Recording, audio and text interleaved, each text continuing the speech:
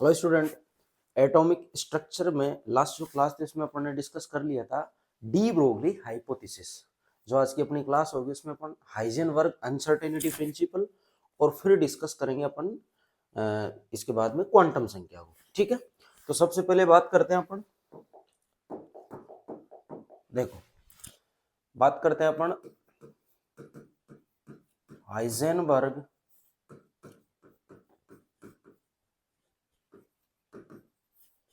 Principal. ठीक है, Heisenberg uncertainty principle. देखिए स्टूडेंट, इससे पहले डी ब्रोगली ने अपनी हाइपोथेसिस दी थी। डी ब्रोगली ने ऐसा बोला है कि आप अगर इलेक्ट्रॉन को एज ए पार्टिकल नेचर मान रहे हो तो उससे आपके डाटा नहीं निकल पाएंगे। तो उसने बोला है कि ये जो यूनिवर्स है इसमें जो सारे के सारे जितने भी मैटर हैं या द्रव्य हैं जितने भी, उन सब के साथ वेव के साथ साथ उसका पार्टिकल बिहेवियर दोनों क्या रहते हैं उसमें जुड़े हुए रहते हैं। आप ऐसा नहीं बोल सकते कि सिर्फ वेव है और ये सिर्फ पार्टिकल है, दोनों उसमें रहते हैं। और कैसे निकाले थे अपन ने ये चीज भी देख ली थी। इसी चीज का फायदा उठाते हुए इसने हाइजेनबर्ग ने अपनी ये जो प्रिंसिपल है वो दिया था इसको। और इसमें एक्चुअल में है क्या, देखो इधर नील्स बोर ने बताया था कि इलेक्ट्रॉन इसके चारों तरफ क्या कर रहा है, रिवॉल्व कर रहा है। तो इलेक्ट्रॉन के लिए उसने एग्जैक्ट ऐसे सारी चीजें कैलकुलेट कर दी थी। उसने बोल दिया था आर निकाल सकते हो आप, इसकी वेलोसिटी निकाल सकते हो, इसकी एनर्जी निकाल सकते हो, सब निकाल सकते हो, इसकी सारी चीजें निकाल सकते हो। तो पर निकालोगे कैसे भाई? इलेक्ट्रॉन को आप अगर सिर्फ और सिर्फ इसको पार्टिकल नेचर मान रहे हो तो आप इन चीजों को कैलकुलेट कैसे करोगे? आपको क्या पता है कि वो कौन सी रेडियस पे कहां पे पड़ा है? ये तो सारी चीजें हाइपोथेटिकल थी, सब दे दी उसने, लेकिन ये चीजें एग्जैक्ट नहीं हो पा रही थी। फिर हाइजेनबर्ग ने डी ब्रोगली की जो स्टेटमेंट थी वहां से इसने वेव नेचर को उठा लिया। और वेव नेचर को उठाते हुए इसने बोला कि अगर इलेक्ट्रॉन आप इसको वेव मानते हो तो आप दूसरी वेव से इसमें इंटरेक्ट करवा के आप क्या कर सकते हो, इसमें चेक कर सकते हो कि इसकी ऊर्जा बढ़ रही है या घट रही है। सीधी सी बात है ना, आपने भी पढ़ा होगा ऐसा कि वेव को आप डिस्ट्रक्टिव इंटरफेरेंस और कंस्ट्रक्टिव इंटरफेरेंस ये चीजें पढ़ी है आपने। मतलब वेव को आप सेम फेज में है तो जोड़ सकते हो, वेव अगर ऑपोजिट फेज में है तो उसको घटा सकते हो। यही होता है ना भाई, सेम फेज में होती तो जुड़ जाती है, ऑपोजिट फेज में होती तो घट जाती है। इस चीज का इसने यूज लिया। इसने सोचा इसने कि इलेक्ट्रॉन अगर वेव की फॉर्म में चल रहा है तो मैं बाहर से कोई ऐसा एनर्जी का सोर्स लाऊं वेव की फॉर्म में जो इस इलेक्ट्रॉन की वेव के साथ वो क्या हो जाए, इंटरेक्ट हो जाए, उसके साथ क्या हो जाए, इंटरेक्ट हो जाए। तो उसने ऐसा इंटरेक्शन उसके साथ करवाया। अब इंटरेक्शन अगर आप करवा रहे हो तो मैं इसको कुछ इस तरीके से आपको समझा देता हूं इसको मिटा के। अगर आप इलेक्ट्रॉन का इसके साथ इंटरेक्शन करवा रहे हो तो होगा क्या, देखो इधर आपने बाहर से एनर्जी का सोर्स अप्लाई किया, बाहर से आपने इसको स्टडी करने के लिए आपने एनर्जी लगाई। अब एनर्जी लगाए तो इलेक्ट्रॉन खुद क्या है, वेव की तरह माना उसने। बाहर से आप ला रहे हो एनर्जी, ये भी क्या है, वेव की फॉर्म में है। तो दोनों वेव आपस में क्या होगी, इंटरेक्ट होगी। और दोनों वेव आपस में इंटरेक्ट होगी तो इलेक्ट्रॉन को बाहर से एनर्जी दे रहे हो, एनर्जी लेगा ये। जैसे ही ये एनर्जी लेता है इलेक्ट्रॉन क्या करेगा, इलेक्ट्रॉन को एनर्जी मिलेगी, एनर्जी गेन। अगर एनर्जी मिल गई तो आपको पता है काइनेटिक एनर्जी क्या होती है, half M V square. Kinetic energy क्या होती है, हाफ एम वी। आपने इसको एनर्जी दी, ये वेलोसिटी बढ़ा लेगा। अगर वेलोसिटी बढ़ गई तो आपको ये भी पता है पी बराबर क्या होता है, एम वी। अगर वेलोसिटी बढ़ गई तो इसका संवेग भी क्या होगा, बढ़ जाएगा। ध्यान से सुना, आप इसको खोजना यहां पे चाह रहे थे, बाहर से एनर्जी दी आपने, भाई स्टडी करना है ना, बिना एनर्जी के आप स्टडी नहीं कर सकते। इसने एनर्जी आपने बाहर से दी, इस भाई साहब ने काइनेटिक एनर्जी के रूप में अपनी एनर्जी बढ़ा ली। जब काइनेटिक एनर्जी बढ़ गई तो उसकी वेलोसिटी बढ़ गई, वेलोसिटी बढ़ गई तो उसका संवेग भी बढ़ गया। अब संवेग बढ़ गया तो इलेक्ट्रॉन यहां नहीं है, इलेक्ट्रॉन अब हो सकता है कि यहां कहीं पे हो, इस जगह पे। इलेक्ट्रॉन यहां नहीं है, हो सकता है इलेक्ट्रॉन यहां पे हो सकता है।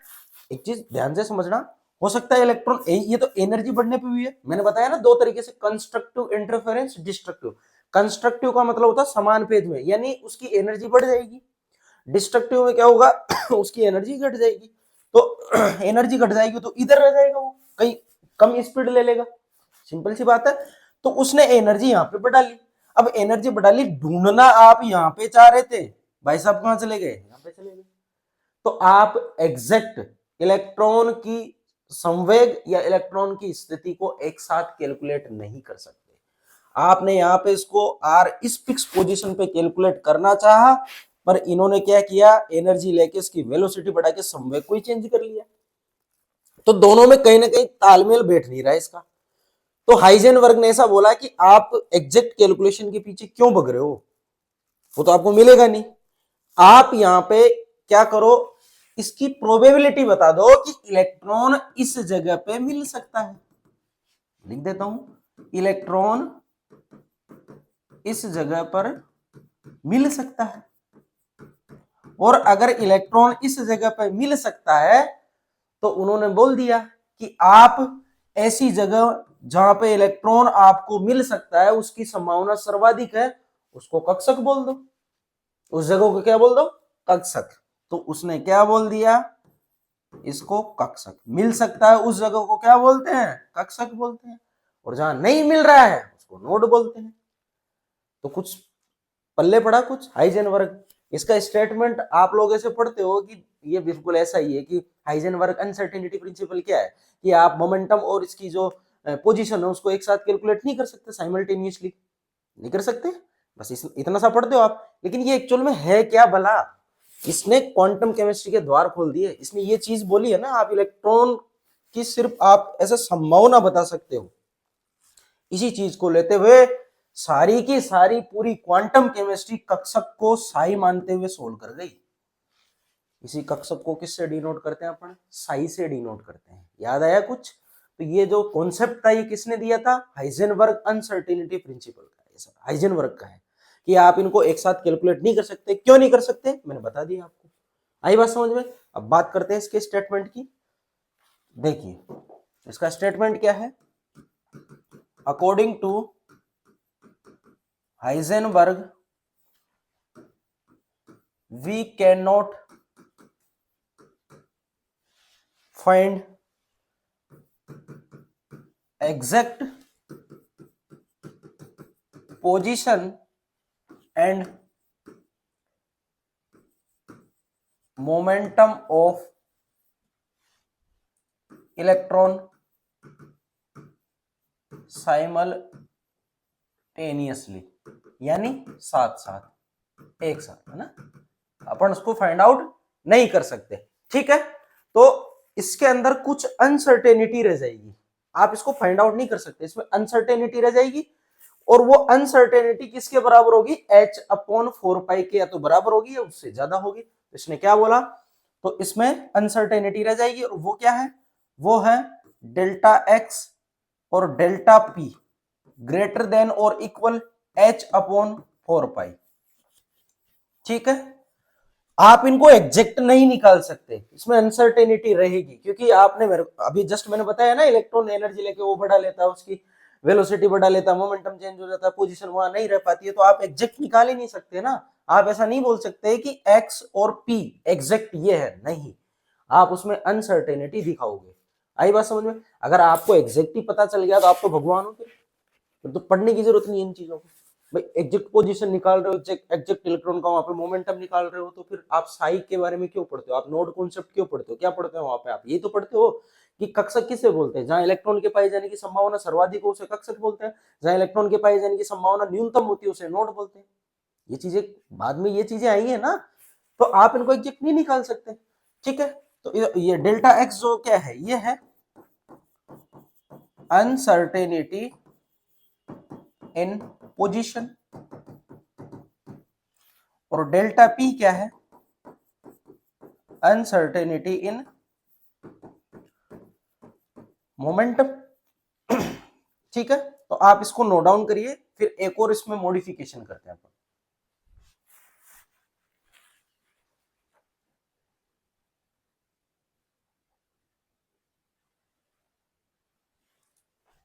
देखिए नेक्स्ट इसी में मॉडिफिकेशन करते हैं फॉर्मूले में अपन कुछ इस तरीके से। देखो डेल्टा एक्स डेल्टा पी ये greater than equal H upon 4 पाई। अब मैं इस इक्वेशन को इधर ये जो पार्ट है इस वाले पार्ट को मैं डेल्टा टी से ऊपर नीचे क्या कर रहा हूं, इसको मल्टीप्लाई कर रहा हूं। ठीक है, तो दोनों side delta X delta P ये delta T upon delta T, इससे मैंने क्या किया, इसको मल्टीप्लाई कर दिया ऊपर नीचे एच अपॉन 4 पाई। ठीक है, तो देखो डेल्टा पी और डेल्टा टी, मैं इस डेल्टा टी को साइड में ले लेता हूं, डेल्टा एक्स डेल्टा टी ये होगा delta P upon delta T greater than और इक्वल एच अपॉन 4 पाई। देखो ये delta P upon delta T किसी पर्टिकुलर टाइम के साथ अगर आप मोमेंटम चेंज कर रहे हो तो वो उसका फोर्स जनरेट करता है। किसी पर्टिकुलर टाइम पे उसका जो मोमेंटम होगा वो क्या होगा, फोर्स होगा। इसको अपन डेल्टा क्या बोल सकते हैं, इसको एफ बोल सकते हैं।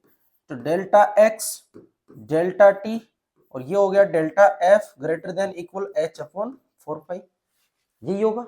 सिंपल सी बात है भाई, आप निकाल सकते हो ना। देखो delta P upon delta T, delta P क्या होता है, M delta V upon delta T, और एम और delta V upon delta T, यानी वेलोसिटी और टाइम क्या होता है, एसिलरेशन, त्वरण बोलते हैं।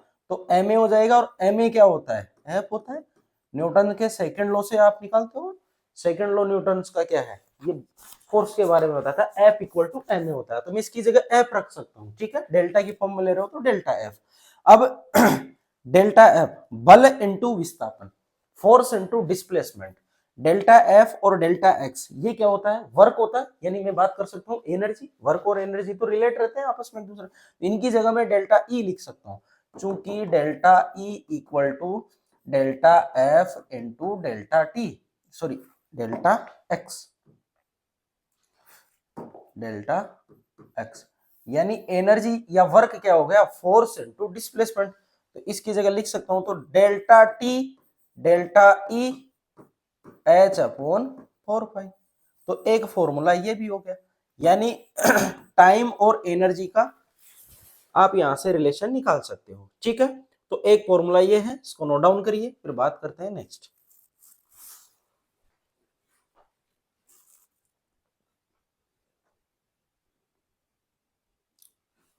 अब नेक्स्ट बात करते हैं अपन आगे की तरफ। देखो यहां तक की बात समझ में आई। इसके न्यूमेरिकल वगैरह है जो फॉर्मूला बेस आते हैं तो मैं करवा दूंगा आपको। कॉन्सेप्ट समझना था, मेन आपका कॉन्सेप्ट का है, समझ में है ये। अब बात करते हैं अपन नेक्स्ट आगे अपने क्वांटम संख्या की। किसकी बात करते हैं अपन, क्वांटम संख्या। तो हेडिंग डाल लीजिए क्वांटम संख्या या क्वांटम नंबर। अब आपने यहाँ पे साई के बारे में बता दिया कि आप इलेक्ट्रॉन की एग्जैक्ट पोजीशन और उसका मोमेंटम वगैरह कैलकुलेट नहीं कर सकते आपकी, ठीक है ये बात। आप सिर्फ उसकी संभावना बता सकते हो कि इधर उधर रहा वो। अब वो संभावना आप जहां पे बता रहे हो तो उसके लिए कुछ लोकेशन ट्रेस के लिए कुछ तो एलिमेंट चाहिए ना। एलिमेंट का मतलब कुछ तो ऐसे उसके लिए चाहिए अपन को जुगाड़ की आप वहां के बारे में ऐसा बता सको। भाई ऐसे तो हर एक जगह मिलेगी वो आपको, तो उस जगह का नाम तो देंगे ना। जैसे आप जयपुर में जा रहे हो, ठीक है, अब जयपुर में जा रहे हो आप अगर आपको पर्टिकुलर जगह जाना तो जगह का नाम दे रखा है ना। ऐसा थोड़ी कि वही जयपुर है, जयपुर कोई पर्टिकुलर ऐसी जगह थोड़ी, जयपुर तो पूरा हो गया। अब उसके अंदर आप फिक्स जगह पे जाओगे तो उसका नाम होगा, तो नाम के लिए कुछ ना कुछ तो कुछ चीजें तो वहां डाल रखी है ना भाई, ये फलानी जगह पे है, ये ढिमकानी जगह पे ऐसा डाल रखा है। ऐसे यहाँ पे है।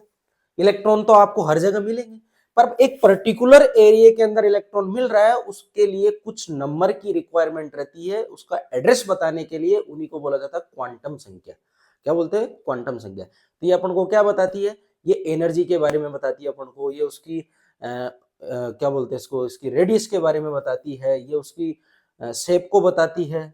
काफी चीजें हैं जो वन बाय वन डिस्कस करेंगे। ठीक है, तो अगर मैं परिभाषा की बात करूं, उसकी डेफिनेशन की बात करूं, तो ये क्या बताती है अपन को, ये बताती है इलेक्ट्रॉन के बारे में।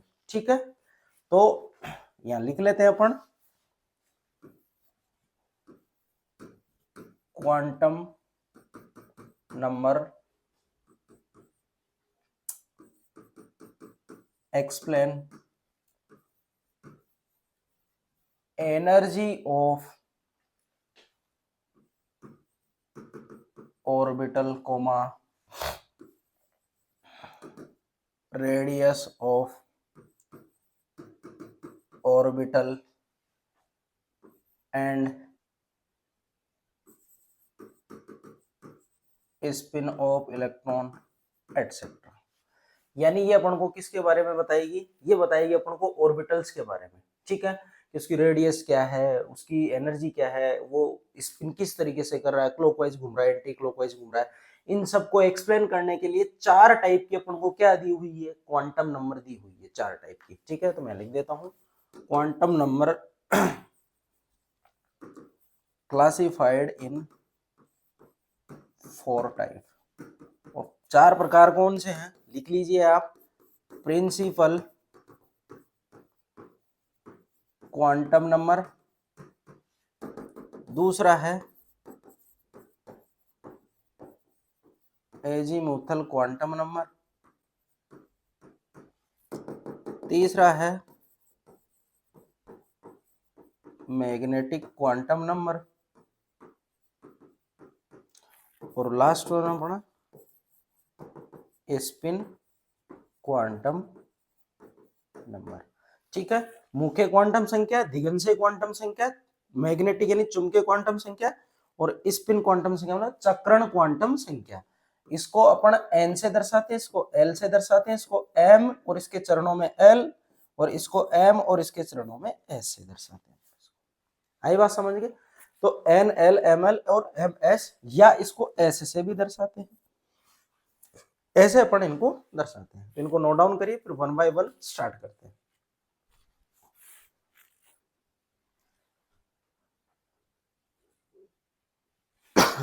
देखिए, सबसे पहले अपने मुख्य क्वांटम संख्या, प्रिंसिपल क्वांटम नंबर, या इसको बोलते हैं मुख्य क्वांटम संख्या, ठीक है। गिवन बाय बोर, किसने दी थी, नील्स बोर ने, ठीक है। अगर मैं बात करूं इसके डेजिग्नेशन की, designated by N, small N, ठीक है। ये किसके बारे में बताती है, ये बताती है आपको सेल के बारे में।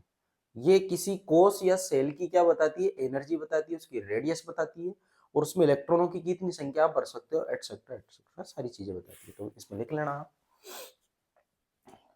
ये एनर्जी ऑफ सेल, या बोल सकते हैं अपन ऑर्बिट, उसको बताती है, ठीक है। और एनर्जी कैसे, आपने फॉर्मूला भी पढ़ा है, E equal to -13.6 Z square upon N square. तो ये एन क्या है, प्रिंसिपल क्वांटम नंबर ही है वो, ठीक है। ये क्या है, प्रिंसिपल क्वांटम नंबर। तो एनर्जी के बारे में बता रही है, जैसे जैसे एन का मान बढ़ता जाता है, जैसे जैसे एन का मान बढ़ता जाता है, वैसे वैसे उसके जो ऑर्बिटल है उसकी एनर्जी क्या होती है, बढ़ती जाती है। आई बात समझ में, ठीक है।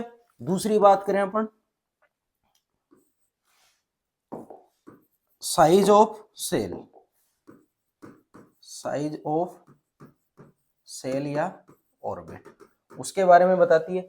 साइज की अगर अपन बात करें तो साइज आपको पता है, जैसे 1s 2s 3s 4s, ठीक है। इनके आगे अपन ने लगा रखे हैं ये 1 2 3 4, ये क्या है, प्रिंसिपल क्वांटम नंबर। जैसे जैसे इनका मान बढ़ता जाता है वैसे वैसे इनकी साइज क्या होती है, बढ़ती जाती है। तो ऐसे साइज को बताती है। ये क्या, ये किसका ऑर्डर हो गया, साइज का ऑर्डर हो गया। आई बात समझ में। तो ये साइज को भी बताती है, ठीक है। एन का मान जैसे जैसे बढ़ता जाएगा साइज वैसे वैसे बढ़ती जाएगी। और साइज मतलब त्रिज्या, और त्रिज्या का तो आपने पढ़ा है, आर इक्वल टू क्या होता है, 0.529 एन स्क्वायर अपॉन जेड। तो एन का मान जैसे जैसे बढ़ता है वैसे वैसे उसकी साइज क्या होती है, बढ़ती जाती है, ठीक है। और ये एन प्रिंसिपल क्वांटम नंबर है, ठीक है। और ये अपन को क्या बताती है, ये अपन को सेल के बारे में बताती है, सेल या ऑर्बिट के बारे में।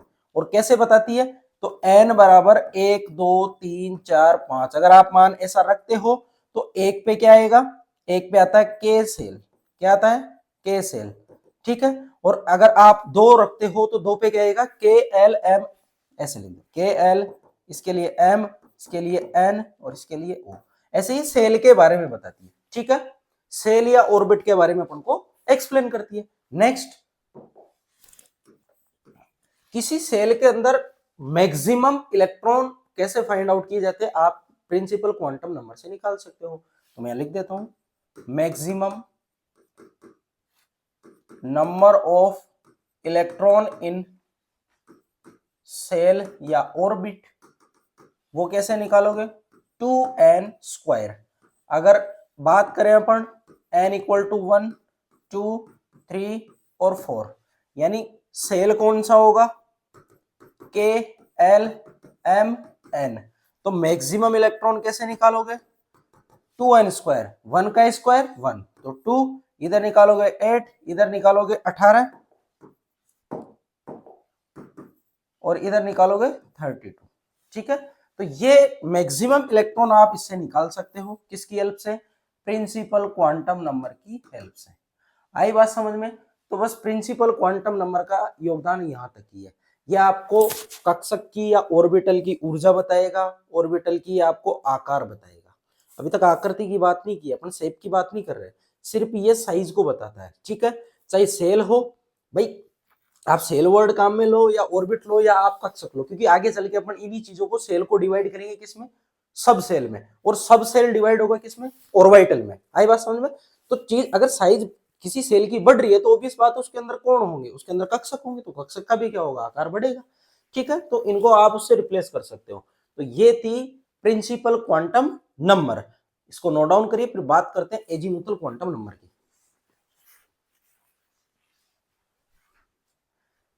नेक्स्ट है azimuthal quantum number. Azimuthal quantum number, इसको एल से अपन डिनोट करते हैं। किसने दी थी, ये दी थी सोमरफील्ड ने। किसने, सोमरफील्ड, गिवन बाय सोमरफील्ड। ठीक, इसको किससे डिनोट करते हैं, इसको एल से अपन क्या करते हैं, इसको डिनोट करते हैं, डिनोट। अब बात करते हैं कि ये किसके बारे में बताएगी अपन को, ये बताती है अपन को उपकोष या सब सेल के बारे में। ठीक है, एक्सप्लेन सब सेल। ठीक, एक तो अपन को क्या बता रही है, सब सेल के बारे में, और सब सेल के बारे में कैसे बताएगी अभी जानेंगे।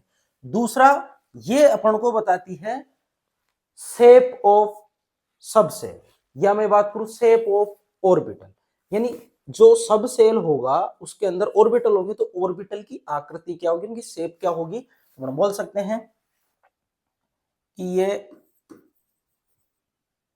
शेप ऑफ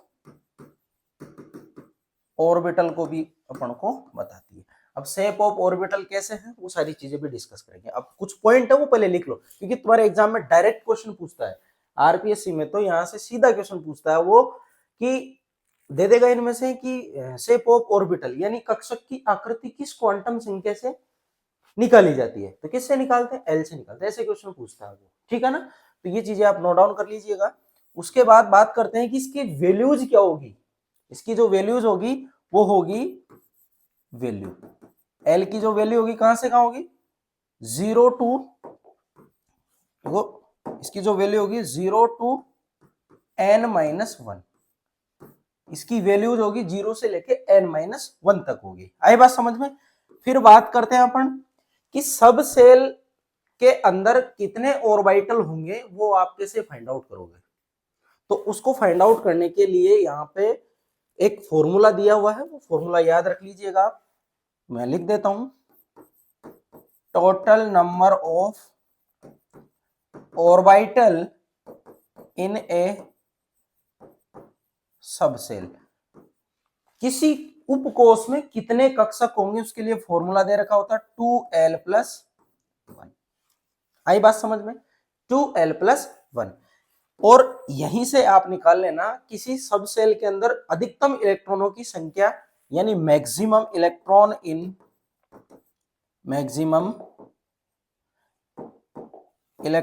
इन सब सेल।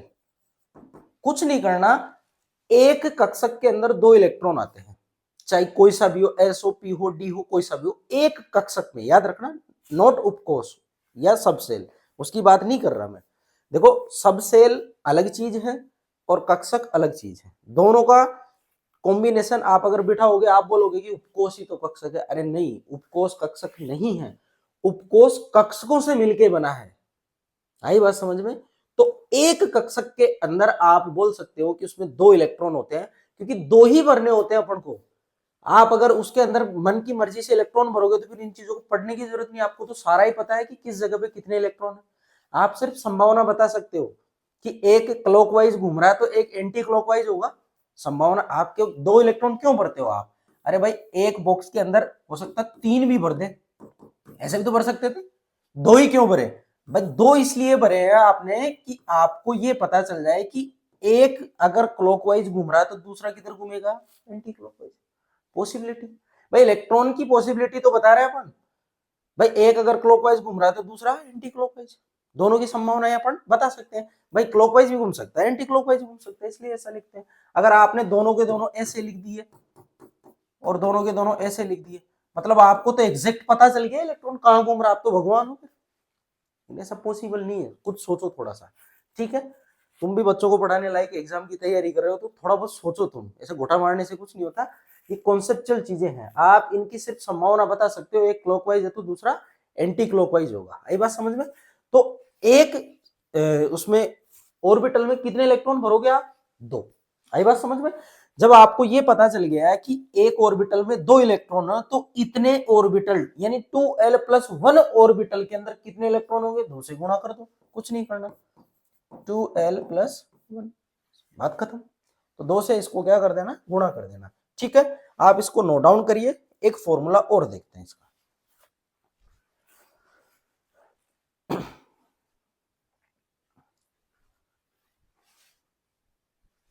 नेक्स्ट है, देखो इधर नेक्स्ट फॉर्मूला है ऑर्बिटल एंगुलर मोमेंटम। ठीक है, और ऑर्बिटल एंगुलर मोमेंटम निकाला जाता है l+1 इसका अंडर रूट h/2π, या आप बोल सकते हो l+1 h cut. h cut का मतलब होता है h/2π, क्योंकि h कट क्या होता है? h/2π होता है। ये लिख लेना। तो इससे आप क्या निकाल सकते हो? किसी भी ऑर्बिटल का एंगुलर मोमेंटम निकाल सकते हो। आई बात समझ में? अब एल की जो वैल्यूज होती है, पॉसिबल वैल्यूज, उसके बारे में चर्चा कर लेते हैं अपन। देखो, एल की जो वैल्यूज होगी, अगर एल की वैल्यूज आपके पास आ रही है 0, एल की वैल्यूज आपके पास आ रही है 1, आपके पास आ रही है 2, आपके पास आ रही है 3, ठीक है? तो एल की ये जो वैल्यूज आएगी ये आपको सब सेल के बारे में बताएगी। अगर वैल्यू 0 आ रही है तो एस सब सेल होगा, अगर 1 आ रही है तो पी सब सेल होगा। फिक्स हो गई ये वैल्यूज, इसको आप चेंज नहीं कर सकते। अगर 2 आ रही है तो डी सब सेल होगा, और अगर 3 आ रही है तो एफ सब सेल होगा। आई बात समझ में? तो एस के लिए एल का मान 0 होता है, पी के लिए 1 होता है, डी के लिए 2 होता है, एफ के लिए 3 होता है। फिक्स हो गए। अब बोलोगे कि आप कि एल के ये जो मान है किस तरीके से आप इसको आइडेंटिफाई जस्टिफाई कर सकते हो? भाई ये तो एक्चुअल में तो मैथमेटिकल ट्रीटमेंट है, पर मैं आपको इसको अच्छे से समझा सकता हूं कि इसके लिए 0 क्यों आया है। ठीक है, अभी आगे चल के अपन पढ़ेंगे इनकी शेप के बारे में। ठीक है, तो वहां पे आपको इसका एक्सप्लेनेशन अभी मिल जाएगा। तो S के लिए L का मान 0, 1, 2, 3, ये चीज फिक्स होती है, ये कभी चेंज नहीं होगी। ठीक है, इसको नोट डाउन करिए, फिर बात करते हैं अपन इसकी पॉसिबल और वैल्यूज से कि n के मान से कैसे निकालोगे आप। देखो इधर नेक्स्ट, n के जैसे एज्यूम करो n का मान दे रखा है 3, तो इस n के मान के लिए आप l की वैल्यूज निकालो। तो l की जो वैल्यूज होती है, मैंने बोला 0 से लेके कहां तक होती है? n-1। अब 0 से लेके n-1 है, तो देखो यहां पे आपने 0 लिख दिया। n-1 मतलब 3 में से 1 घटाओगे तो 2 बचेगा। अब 0 से लेके 2 के बीच में जितने भी पूर्णांक आ रहे हैं, इंटीजर आ रहे हैं, उनको लिख दो आप। ठीक है, और मान l के उतने ही आएंगे जितना आपने n का मान लिया है। अगर n बराबर 3 लिया तो 3 मान निकल के आएंगे। कौन कौन से? 0, 1 2। आई बात समझ में? तो ये 3 पॉसिबल इसके क्या निकल के आए, मान निकल के आए। और n बराबर अगर आप 3 लेते हो तो इसके 3 मान आएंगे, s p और ये d। s subshell, p subshell, d subshell, 3 आपको यहां पे क्या मिलेंगे, सबसेल मिलेंगे। ये 3 क्या हो गए, सबसेल। और आपको भी पता है, आपने अच्छे तरीके से पढ़ा है कि n बराबर 3 पे आपको 3 सबसेल मिलते हैं, 3s मिलता है, 3p मिलता है, 3d मिलता है। पता है आपको? आई बात समझ में? यही तो मिलते हैं 3। ठीक है, तो 3s 3p और 3d ये हो जाएगा। अब बात करते हैं अपन इनकी शेप से रिलेटेड, तो आप इसको नोट डाउन कर लीजिए, इसे आप पॉसिबल मान निकाल सकते हो। ठीक है, बात करते हैं इसकी shape of orbital. Shape of orbital, अपन किसकी बात करते हैं, शेप ऑफ ऑर्बिटल की बात करते हैं। तो देखिए आप, अगर मैं बात करूं सबसे पहले एस ऑर्बिटल की, अब मैं सब सेल के अंदर डिवाइड करके जा रहा हूं, ठीक है ना। और फिर बात करते हैं अपन पी ऑर्बिटल की, या मैं बात करता हूं किसकी, डी ऑर्बिटल की। और फिर बात करते हैं अपन एफ ऑर्बिटल की। ठीक है, तो एस ऑर्बिटल की बात करें तो ये होता है स्फेरिकल। कैसे होता है, स्फेरिकल। और ये होता है डम्बल्ड शेप, और ये होता है डबल डम्बल्ड शेप। और इसकी स्ट्रक्चर होती है कॉम्प्लेक्स। हायर एजुकेशन में पढ़ोगे आप, और आपने पढ़ भी रखा होगा। इसके अंदर जो लोबें आती है, अभी मैं बताऊंगा, इसमें 2 लोब होती है, इसमें 4 लोब होती है, उसके अंदर आप देखोगे तो 6 लोब होती है उसमें। ठीक है, तो अपन ज्यादा उसमें डिटेल में नहीं जाएंगे। अब एस ऑर्बिटल कैसा होता है, स्फेरिकल होता है। S orbital spherical. अब स्फेरिकल होगा तो ऐसा डमलाकार, ऐसा द्विडमलाकार, ये 2 डमलाकार ऐसे ही होंगे। डी ऑर्बिटल की शेप ऐसी होगी, पी वाले की ऐसी होगी, और एस वाले की ऐसी होगी। अब ये जो गोलाकार इसकी जो साइज होती है, सॉरी इसकी जो आकृति होती है, इसके अंदर अगर आप इलेक्ट्रॉन भरोगे तो इलेक्ट्रॉन इसमें थीटा पे डिपेंड नहीं करेगा। जब इलेक्ट्रॉन थीटा पे डिपेंड नहीं कर रहा है तो उसका कोणीय संवेग कैसे निकालोगे? इलेक्ट्रॉन डेंसिटी थीटा पे डिपेंड ही नहीं कर रही है तो उसका कोणीय संवेग कैसे निकालोगे? इसलिए एल का मान इसके लिए 0 होता है, थीटा पे डिपेंड नहीं करती। जब नहीं करती है तो एल क्या होगा, 0 होगा। भाई कोणीय संवेग कोण पे ही तो निकलेगा, नाम से स्पष्ट है ना, किसी कोण पे संवेग निकाल रहे हो आप। अब ये स्पेरिकल में थीटा पे डिपेंड ही नहीं कर रहा, यहाँ हो सकती है, यहाँ हो सकती है, फलाना ढिमकाना, कोई सी भी जगह जो भी लेना चाह रहे हो सब जगह पे वो इलेक्ट्रॉन मिल सकता है, यहाँ मिल सकता है, यहाँ तो थीटा का कोई रोल ही नहीं है, हर जगह मिलेगी। आई बात समझ में? यहां फिक्स हो गई, यहां P orbital P X P Y P Z एक दूसरे के परपेंडिकुलर 90 डिग्री पे पड़े हैं, और इनकी 2 लोब के बीच में 180 डिग्री का क्या है, डिफरेंस। दोनों लोब में एंगल कितना है, 180 डिग्री। तो 180 डिग्री पे ही आपको इलेक्ट्रॉन डेंसिटी मिलेगी। आप इस जगह पे ढूंढना चाह रहे हो, इलेक्ट्रॉन डेंसिटी नहीं मिलेगी, इधर मिलेगी, यहां मिलेगी या यहां मिलेगी, ऑपोजिट डायरेक्शन में मिलेगी, 180 पे मिलेगी। तो थीटा पे डिपेंड करा। ऐसे ही यहां पे देखोगे तो इस लोब के बीच में तो 180 का है, और इन लोबों के बीच में कितने का है, 90 डिग्री का। तो यहां 2 थीटा पे डिपेंड कर रही है कि आपको इलेक्ट्रॉन डेंसिटी एक तो 180 पे मिल जाएगी, एक 90 पे मिल जाएगी। 2 एंगल बन रहे हैं ना। तो जैसे जैसे एंगल बनते जाएंगे, जैसे जैसे एंगल बनते जाएंगे, एंगल इंक्रीज होंगे आपके, वैसे वैसे एल की वैल्यू भी क्या होती जाएगी, इंक्रीज होती जाएगी। यहां थीटा नहीं बन रहा, एल का मान 0, यहां 1 थीटा एल का मान 1, यहां 2 थीटा एल के मान 2। सिंपल सी बात है। उधर 3 आएंगे, मैंने बोला 3 लोबे होती है वहां पे 90 पे होगी लोब, 45 पे होगी, और 180 पे होगी, 3 होगी, इसलिए एल का मान 3 होता है उसके लिए।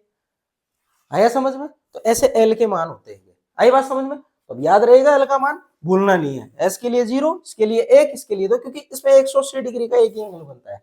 ठीक है, तो ये बात हुई इनकी किससे रिलेटेड, शेप या इनकी आकृति से रिलेटेड। इसको नोट डाउन करिए, फिर बात करते हैं नेक्स्ट।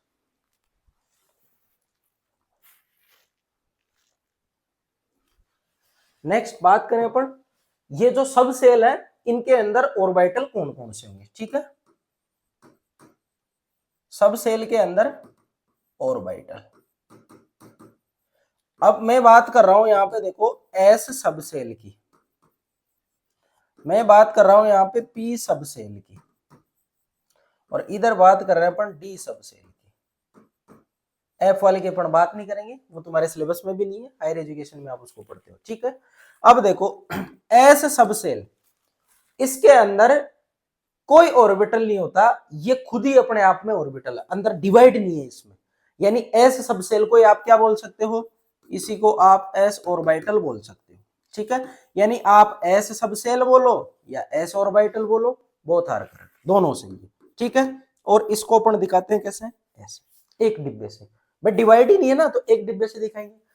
पी सबसेल की अगर मैं बात करूं तो पी सबसेल में होते हैं 3 ऑर्बिटल। क्या होते हैं इसमें, 3 ऑर्बिटल, और 3 ऑर्बिटल होते हैं वो P X, P Y, P Z, ठीक है। और इसको अपन दिखाते हैं ऐसे 3 डब्बों से, ऐसे P X, P Y, P Z. अगर मैं बात करूं डी सबसेल की, तो डी सबसेल में होते हैं 5 ऑर्बिटल। कितने ऑर्बिटल, 5। और 5 कौन कौन से होंगे, D X Y, D Y Z, D Z X, एक सेट तो ये, और एक D X square, Y square, और डी जेड स्क्वायर, ठीक है। याद रखना डी जेड स्क्वायर 2 ऑर्बिटल के कॉम्बिनेशन से बनता है, वो है D Z square X square, D Z square Y square. इन दोनों के कॉम्बिनेशन से डी जेड स्क्वायर बना है, और डी जेड स्क्वायर की शेप इनसे अलग निकल के आती, होती डबल डम्बल शेप ही है, लेकिन दिखता वो थोड़ा सा डिफरेंट है।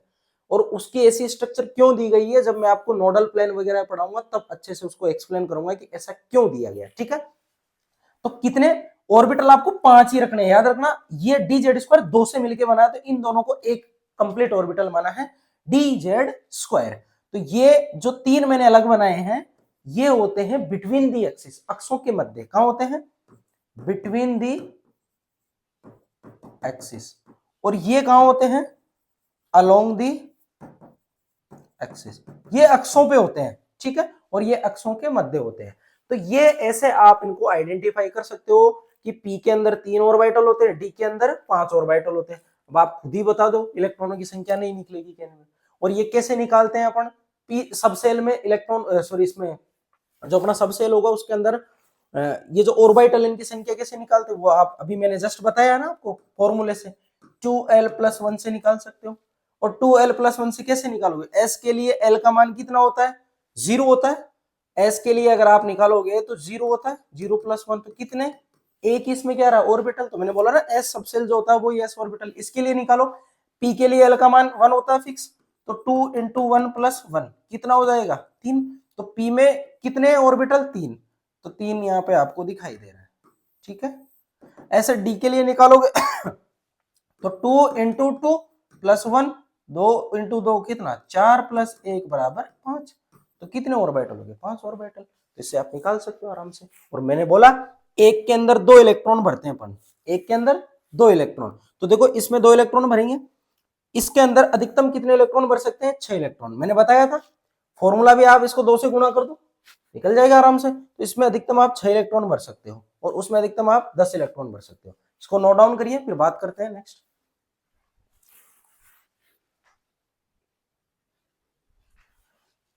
नेक्स्ट देखिए, अब बात करते हैं अपन मैक्सिमम इलेक्ट्रॉन,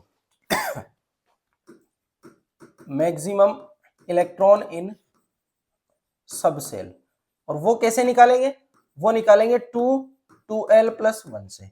और आप कैसे निकालोगे, देखो इधर अपन एसपीडी की बात करेंगे, एफ का भी लिख लेना आप भली से, एफ का अपना कोई रोल नहीं है। देखो एस सबसेल, एल का मान 0, जब 0 होगा तो इसकी जो वैल्यू आएगी मैक्सिमम इलेक्ट्रॉन की, वो कितनी आएगी, वो आएगी आपके पास 2। ऐसे ही बात करें किसकी, पी सबसेल की, तो पी सबसेल के लिए एल का मान मैंने बताया कितना, 1। तो आप यहाँ पे अगर 1 रखते हुए सोल्व करोगे तो ये 2+1 3 हो जाएगा, 3 × 2 करोगे तो कितना हो जाएगा, 6 इलेक्ट्रॉन। मैक्सिमम इलेक्ट्रॉन कितने आ गए इसमें, 6 इलेक्ट्रॉन, ठीक है। अगर बात करें किसकी, डी सबसेल की, तो डी सबसेल के लिए एल का मान कितना होता है, 2 होता है। तो मैक्सिमम इलेक्ट्रॉन अगर आप इसमें निकाल रहे हो तो वो कितने आएंगे, वो आएंगे आपके पास यहाँ पे 10 इलेक्ट्रॉन। ऐसे ही एफ सबसेल की बात करें तो एफ सबसेल के लिए एल का मान कितना होता है 3। तो अगर एल का मान 3 रखते हो, सोल्व करोगे तो मैक्सिमम इलेक्ट्रॉन आएंगे 14 इलेक्ट्रॉन। तो ये आप इससे मैक्सिमम इलेक्ट्रॉन की संख्या भी आप यहां से निकाल सकते हो आराम से इसकी सहायता से। ठीक है, तो ये बात हुई अपने किसकी, एजीमुथल क्वांटम नंबर से रिलेटेड। इसको नोट डाउन करिए।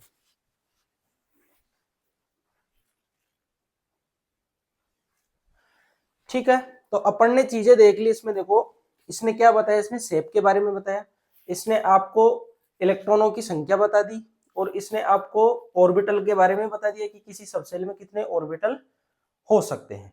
ठीक है, अब नेक्स्ट अपन बात करते हैं एंगुलर मोमेंटम से रिलेटेड, कोणीय संवेग, और उसका एक फॉर्मूला मैंने बताया आपको। देखो एंगुलर मोमेंटम, और एंगुलर मोमेंटम का फॉर्मूला मैंने अभी जस्ट बताया आपको, क्या होता है, under root L, L plus 1 H upon 2 pi, या इसको बोल सकते हैं एच कट। तो ये निकाल लेना आप। एस के लिए एल का मान, एस सबसेल की बात कर रहा हूं मैं, एस सबसेल का अगर आप एंगुलर मोमेंटम निकालोगे या एस का आप एंगुलर मोमेंटम निकालोगे, एल का मान कितना होता है 0। तो आप जब इसमें 0 रख के सोल्व करोगे तो पूरी इक्वेशन क्या हो जाएगी 0। तो इसके लिए क्या आएगा, कोणीय संवेग या एंगुलर मोमेंटम, एंगुलर मोमेंटम क्या आएगा इसका 0 आएगा। एस के लिए क्या आएगा, एंगुलर मोमेंटम 0 आएगा। और पी के लिए अगर मैं बात करूं, पी के लिए एल का मान कितना होता है 1 होता है। 1 रखो आप यहाँ पे, 1 यहाँ पे रखोगे तो 1 प्लस 1 कितना हो जाएगा 2। तो under root two H upon 2 pi, या √2 सॉरी एच कट। एक तो ये हो सकता है। दूसरा, इस इक्वेशन को मैं √2 से क्या कर रहा हूं, ऊपर नीचे मल्टीप्लाई कर रहा हूं, तो √2 इंटू √2 अपॉन √2 एच अपॉन 2 पाई, ऐसा कर सकते हैं।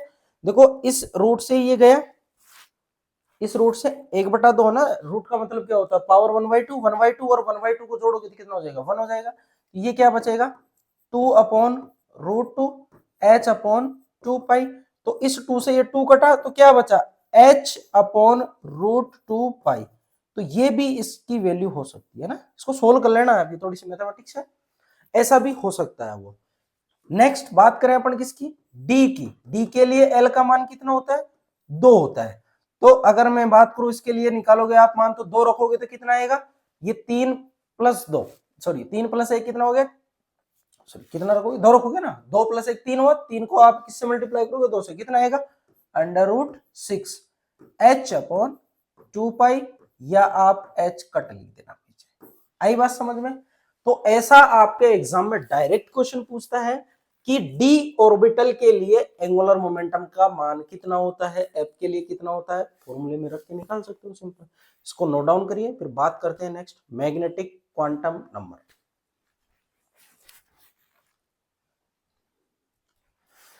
नेक्स्ट है मैग्नेटिक क्वांटम नंबर, इसको ml से अपन क्या करते हैं दर्शाते हैं। किसने दी थी, गिवन बाय लिंडे। ठीक है, साइंटिस्ट का नेम है। अब बात करें इसके डेजिग्नेशन की, तो इसको ml से क्या करते हैं डिनोट करते हैं। ठीक है, मैग्नेटिक क्वांटम नंबर ये अपन को बताएगी कि भाई आपने कक्षक निकाल लिए, ऑर्बिटल निकाल लिए, अब ये ऑर्बिटल मैग्नेटिक फील्ड में कैसे ओरिएंटेड है, ये क्यों कौन बताएगा अपन को, मैग्नेटिक क्वांटम नंबर। तो मैं लिख देता हूं, it explain how orbitals of any subcell are oriented in magnetic field। यानी किसी सबसेल के अंदर जो ऑर्बिटल है चुंबकीय क्षेत्र में वो किस तरीके से ओरिएंटेड हो रखे हैं, अभिविन्यासित हो रखे हैं, उसके बारे में बताती है। That is it explain orientation of orbital. कई बार एग्जाम में पूछा है कि कक्षकों के अभिविन्यास को किस क्वांटम संख्या से बताया जाता है, वो है चुंबकीय क्वांटम संख्या, मैग्नेटिक क्वांटम नंबर। यानी अपन को किसके बारे में बताएगी, ओरिएंटेशन ऑफ ऑर्बिटल के बारे में बताएगी, किस तरीके से अरेंज हो रखे हैं। इसको नोट डाउन करिए, फिर बात करते हैं इसकी वैल्यू से रिलेटेड।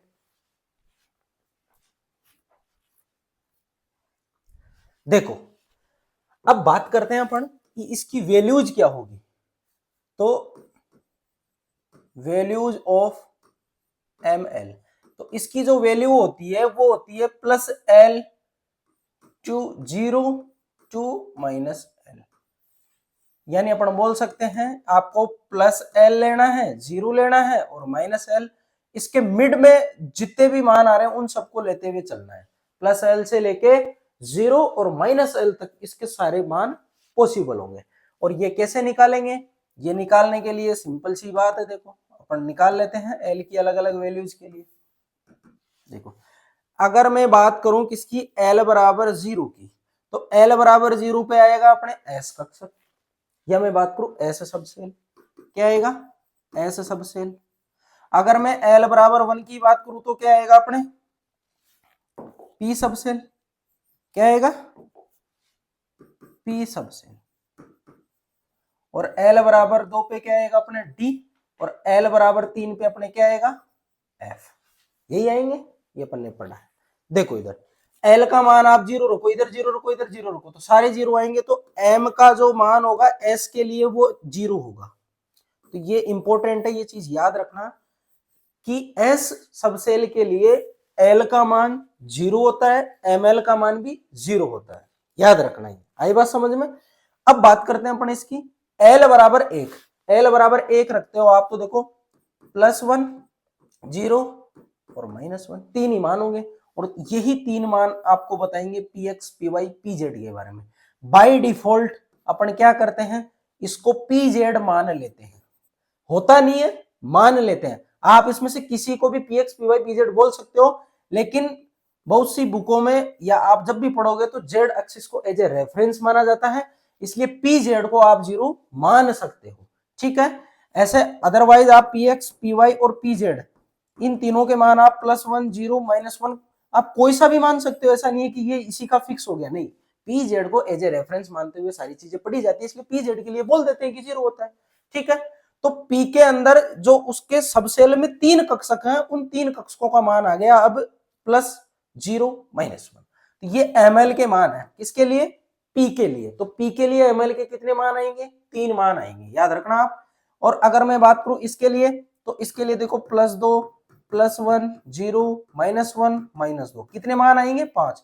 और 5 क्यों आएंगे, क्योंकि डी सबसेल में 5 कक्षक होते हैं, डी सबसेल में क्या होते हैं 5 कक्षक होते हैं। और इसमें भी आप 0 किसके लिए मान सकते हो, डी जेड स्क्वायर के लिए। किसके मान सकते हो, डी जेड स्क्वायर, होता नहीं है मान सकते हो, बाकी तो कोई सा भी ले सकते हो, लेकिन एज ए रेफरेंस मान रखा है इसलिए आप मान सकते हो। तो ये एमएल की वैल्यू है किसके लिए, ये एमएल की वैल्यू है आपके डी सबसेल यानी डी के अंदर जो ऑर्बिटल उपस्थित है उनकी वैल्यूज है। ऐसे ही इसके कितने मान आएंगे, इसके 5 आए तो इसके 7 आएंगे। और 7 कौन कौन से, +3 +2 +1 0 -1 -2 -3, ये सारे मान इसके हो जाएंगे। तो ये कितने मान आ गए इसके 7 मान। और ऐसे ही ये जो 0 वाला मान होगा ये आप एफ जेड क्यूब के लिए मान सकते हो, ये ऑर्बिटल होता है उसका ना, एफ जेड क्यूब भी होता है, एफ वाई क्यूब भी होता है, एफ एक्स क्यूब भी होता है, ये ऑर्बिटल होते हैं इसके, किसके एफ वाले के। तो ये एफ जेड क्यूब के लिए होता है, ठीक है। तो ऐसे आप इनके मान निकाल सकते हो, यहां तक कोई समस्या नहीं होनी चाहिए, बिल्कुल सिंपल है, आप ऐसे वैल्यूज निकाल सकते हो। तो इसको नोट डाउन करिए, फिर बात करते हैं नेक्स्ट।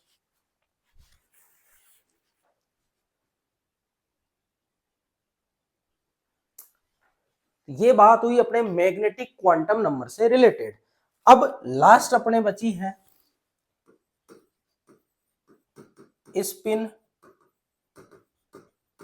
क्वांटम नंबर, और इसको अपन दिखाते हैं किससे, एम एस, ठीक है। स्पिन क्वांटम नंबर ये अपन को क्या बताएगी, ये अपन को बताएगी कि इलेक्ट्रॉन किस तरीके से घूम रहा है, और इसकी कुछ वैल्यूज होगी, जो वैल्यूज क्या होगी वो सीधा अपन लिख लेंगे यहाँ पे। देखो ये अपन को बता रही है इलेक्ट्रॉन के रिवॉल्यूशन, यानी वो जो चक्रण कर रहा है उसके, ठीक है, और वो हो सकता है क्लॉकवाइज, और वो क्या हो सकता है एंटी क्लॉकवाइज, ठीक है।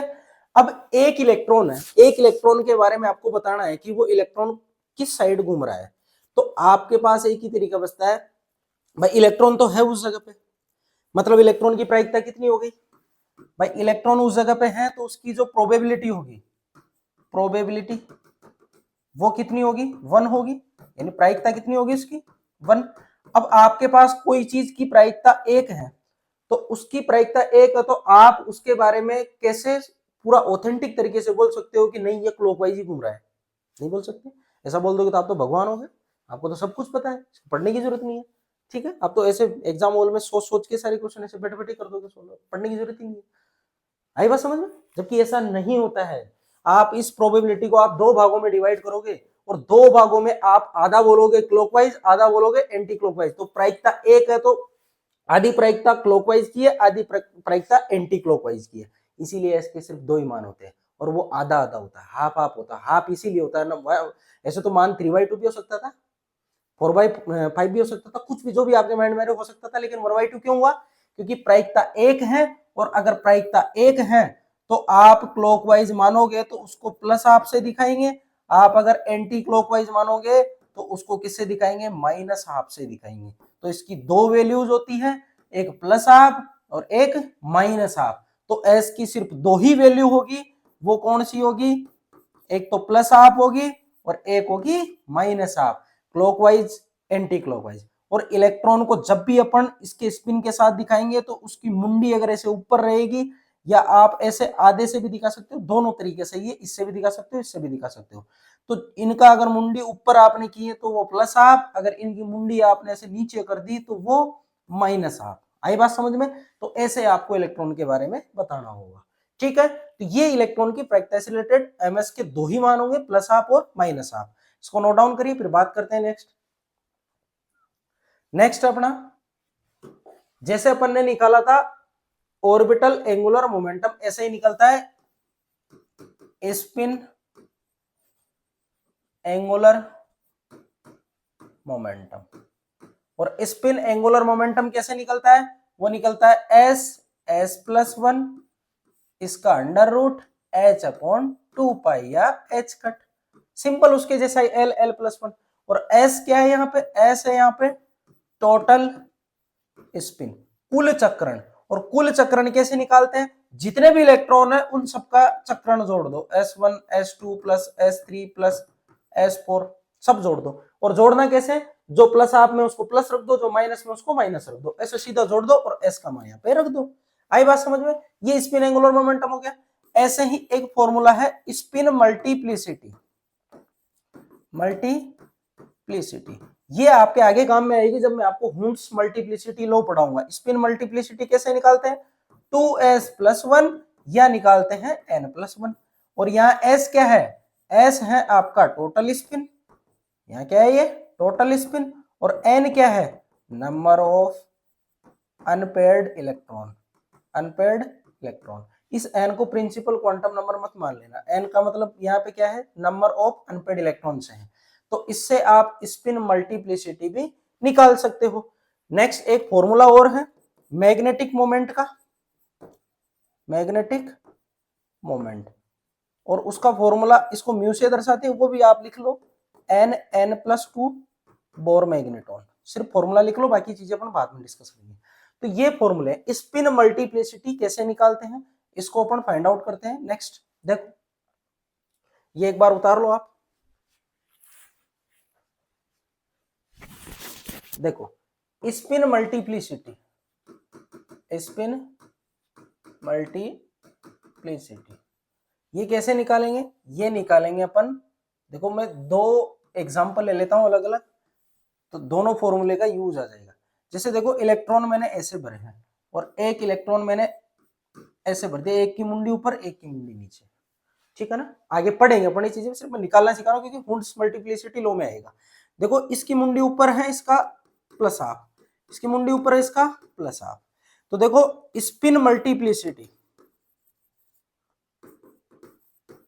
ये कैसे निकाल सकते हो आप, ये 2s प्लस 1 से भी निकाल सकते हो और आप n प्लस 1 से भी निकाल सकते हो। देखो 2s s total spin plus half और प्लस हाफ को जोड़ोगे तो कितना आएगा, 1 आएगा, यही होगा ना, दोनों का मान 1 आएगा, तो दोनों का 1 आएगा तो 2 प्लस 1 कितना हो गया, 3 हो गया।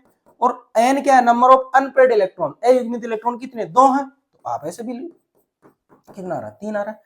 भाई इन दोनों से ऐसी प्रॉब्लम तो किसी भी फॉर्मूले से सोल्व हो जाएगी, लेकिन ऐसी वाली प्रॉब्लम सोल्व करोगे आप तो इसमें दिक्कत हो जाएगी, इसमें मल्टीप्लिसिटी आपको निकालनी है इस वाले फॉर्मूले से, ये अनपेड वाला काम नहीं करेगा। क्यों, क्योंकि यहाँ पे आपने एक इलेक्ट्रॉन नीचे सिर के साथ ले लिया है जिसका स्पिन उल्टा है तो 2 अनपेड इलेक्ट्रॉन लेकिन एक का स्पिन उल्टा है, तो 2s प्लस 1 वाले से चलना है आपको।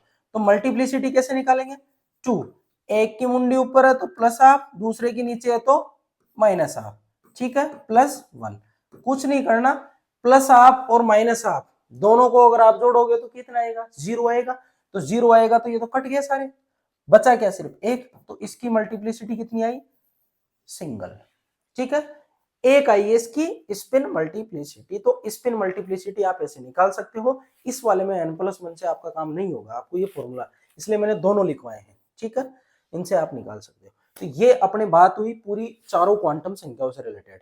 अब इनसे रिलेटेड क्वेश्चन प्रॉब्लम सोल्व करेंगे, फिर पढ़ेंगे अपन इलेक्ट्रॉनिक कॉन्फ़िगरेशन, और उससे पहले मैं आपको एक और चीज रह गई जो है आपके नोड निकालने का, या उनके जो वेव फंक्शन वगैरह है ऑर्बिटल के वो कैसे कैलकुलेट किए जाते हैं, सारी चीजें, ठीक है। तो आज के लिए इतना ही, बाकी पढ़ेंगे अपन नेक्स्ट क्लास में।